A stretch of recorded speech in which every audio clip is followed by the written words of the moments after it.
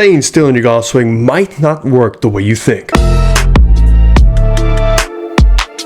Today we're diving into a special request from one of you in the comments. Someone asked for my take on Jim Venetos Golf Academy, and to be honest, I never heard of him before, so I checked out the video they sent, took a deep dive into what he teaches, and now I've got some thoughts. But as always, when I do these Analyze the Analyzers, I don't have any bias. I'm not coming in with an opinion on whether his method is good or bad. I'm only interested in two things: what he says is happening versus what is actually happening in his golf swing. Because as I like to preach here, golf is all about cause and effect, and that's exactly what we're going to break down today. That said, I still encourage you to check out his channel for yourself, as his philosophy might resonate with you and you may find some of his ideas interesting. At the end of the day, golf is all about finding whatever works for you. But let's check it out. Okay, so this was the video that was linked to me, and I'm going to start it in the middle because the first couple of minutes he went over some basic fundamentals about shallowing the club and how that creates width and speed. So if you want to go and look at it yourself, the link will be in the description below, and also his channel will be in the description below to check out his stuff. I very much like the way he teaches in terms of his style. He's very laid back, which is a nice way to approach the game, and this is quite the driving range to practice on. So kudos to you, Jim. You must be living the good life to have a driving range like this. But let's just take a look and listen to what he says about from this point on, because this is basically the meat and potatoes of his swing philosophy. So watch me here.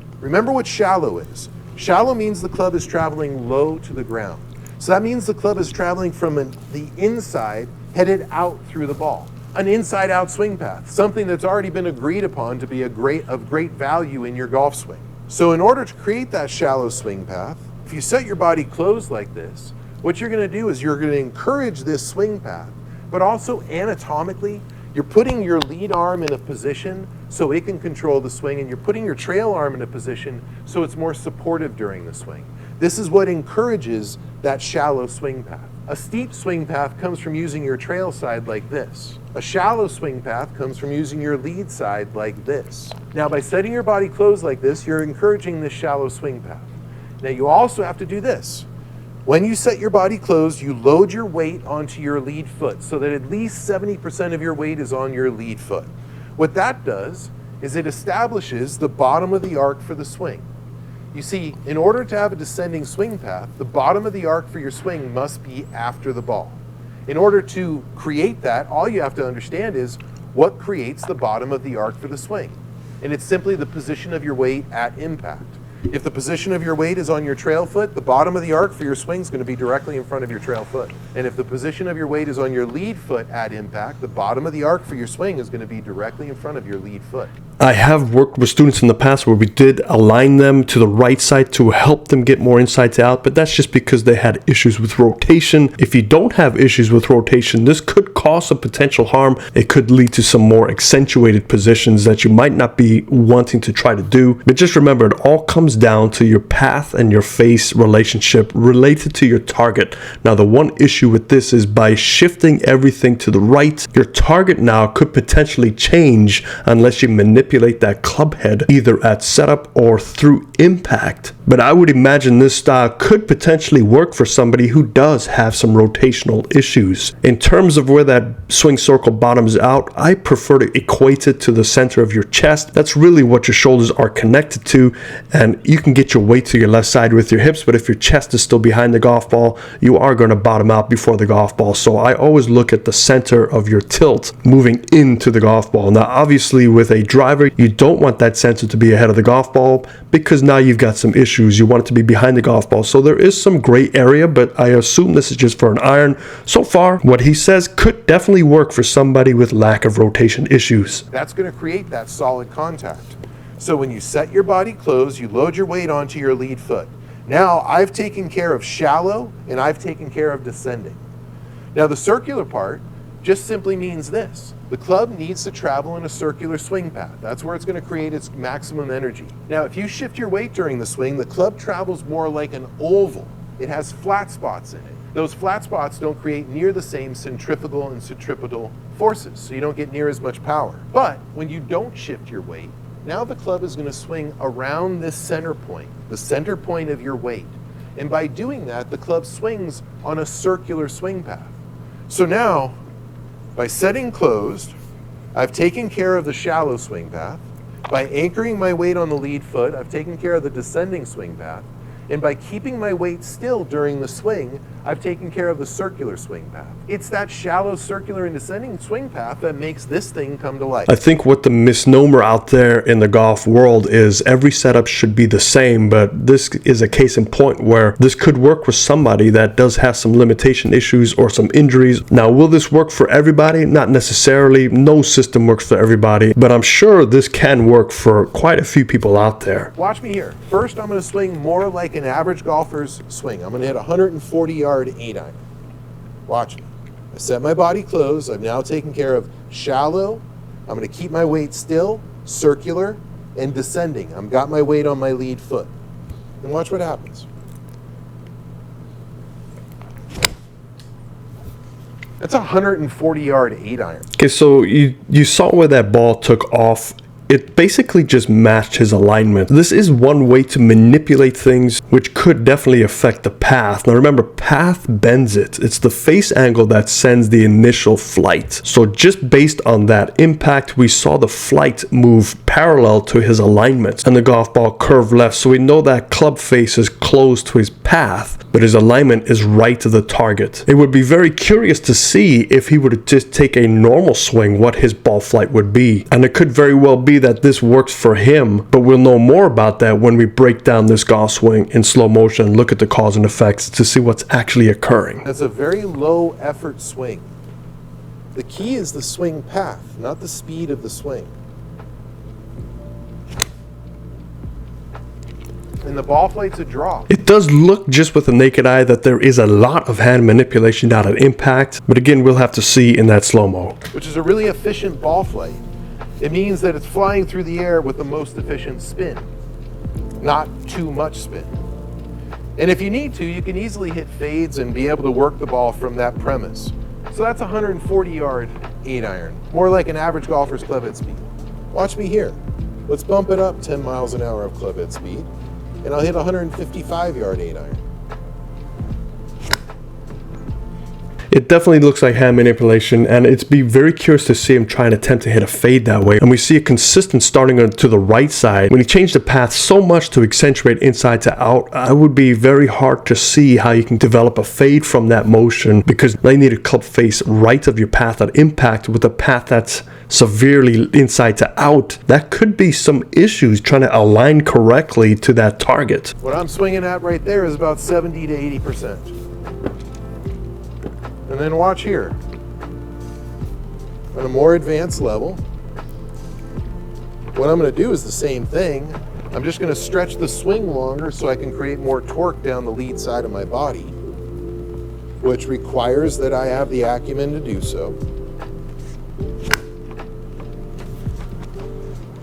And that's a 170-yard 8-iron. Without getting data metrics, it's very hard to tell what that actually was, to go from 140, 170, whatever that was claimed in the first or third video. But what I'm going to do is I'm going to download this and look at the first swing and that third swing and see if we can see some differences of what occurred, basically what he felt versus what actually happened. I'm going to scour his channel, find some face-on videos to take a look at what happens at impact, because I'm very curious to see how much hand manipulation there is. And when you have hand manipulation, this becomes more of a raw talent. So here's somebody that could be extremely talented with his timing, and he's getting away with a lot of things, and he could be attributing it to a setup and a path adjustment, but does it really occur? That's the big question. But hey, if this idea works for you, great, stick with it. But let's just see the actual cause and effect. This video on the screen here, the one on the left is where he said he's hitting at 140 or so. The one on the right is where he said he's hitting at 170. We're just going to compare the two of them. We have the lower playing line and upper playing line in mellow yellow, and also Gumby green will show you that spine angle and the back brace line. And we can't leave Barney purple out of the picture, so we're going to use Barney purple to help with our alignment, just to see how far right we are aiming with our whole body. Now, I know that's the whole purpose of his swing philosophy, to try and help you accentuate this into out motion, and we're going to see what happens to see if he gets a little bit more shallow, I don't like that word, but more flat in the golf swing, and more importantly, what happens happens at that impact moment of truth. So let's just take a look at the first part of the takeaway. We see initially that this swing does not get a lot of body turn.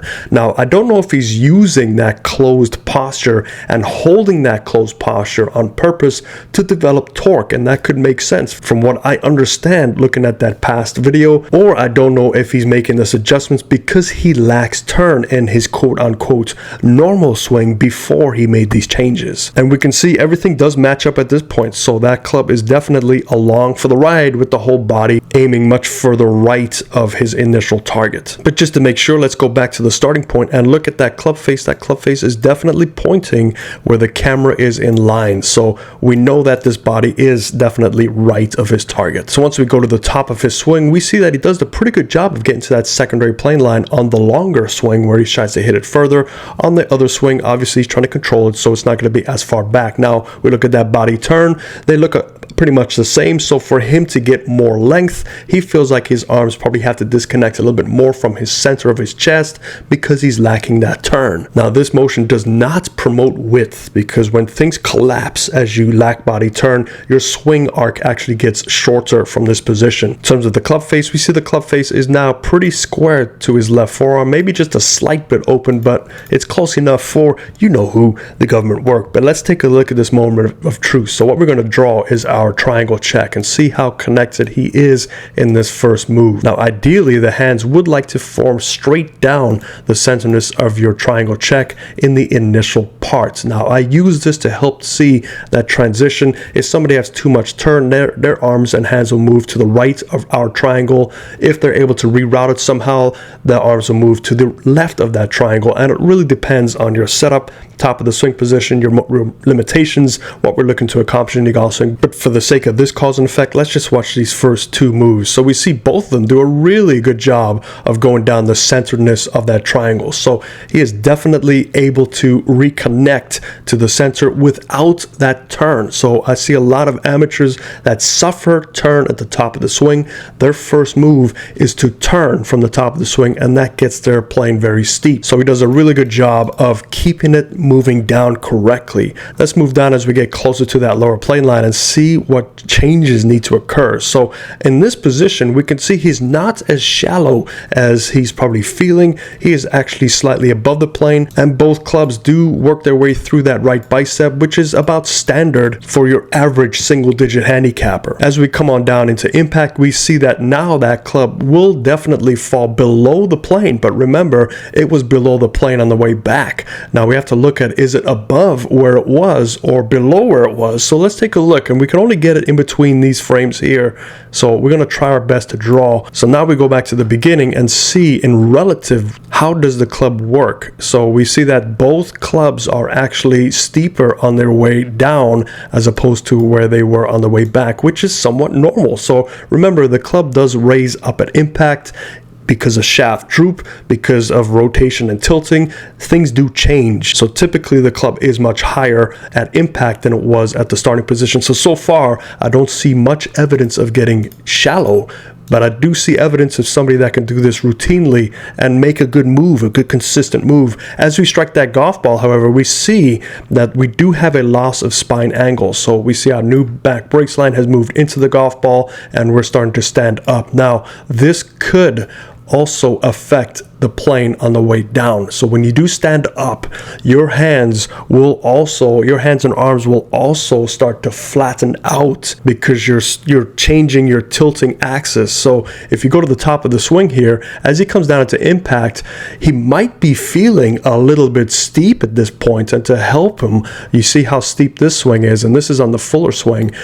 To shallow that out, we might have to start to stand up as we strike the golf ball to allow that club to get more shallow. So I think he's getting his shallowing out from a different move, but based on what we saw in the backswing and the downswing where that club shaft meets, it's about normal to his setup. But the thing that really concerns me is the amount of wrist manipulation just past impact. And again, it's probably due to the fact that there's very little rotation and impact. We can see there's hardly any rotation on the left side. We don't see any hip turn. We don't see any shoulder turn. So I can see how this swing would benefit him by just staying on the left side to allow that weighting to be there already. So when he strikes it, the center point is ahead of the golf ball, so he doesn't have to turn as much. So this could be a position that could work for somebody who cannot turn and tilt as much or has some issues, but we don't know what came first, the chicken or the egg. We don't know if this swing was designed because of something else in his motion or something else in this motion created this swing. This is one thing that I did touch on when I saw that swing with the naked eye. It just looked like there's a lot of manipulation and impact. And one of the reasons you do require more hand manipulation is because of lack of body turn. So we don't see much turn even here.